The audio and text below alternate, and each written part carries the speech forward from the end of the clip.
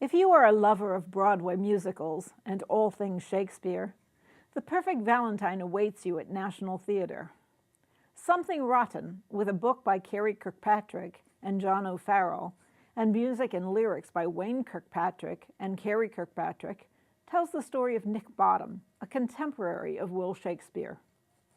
While he longs for the success of his rival, he sings, "God, I hate Shakespeare."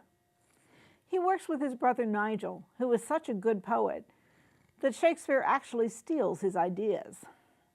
Nick is married to Bea, his right-hand man, who disguises herself as a man to find work so she can add to their savings.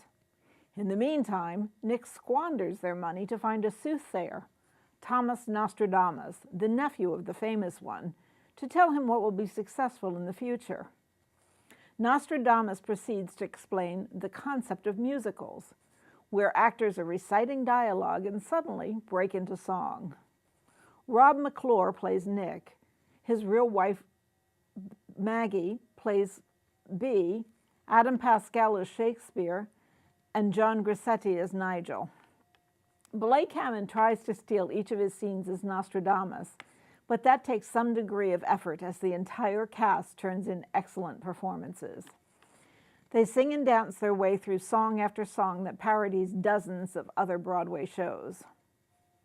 Director and choreographer Casey Nicholaw had to be in high spirits as he tucked in chorus line kick lines, Bob Fosse jazz hands, a phantom mask, and a musical number with dancers dressed as omelets, reminiscent of the producers.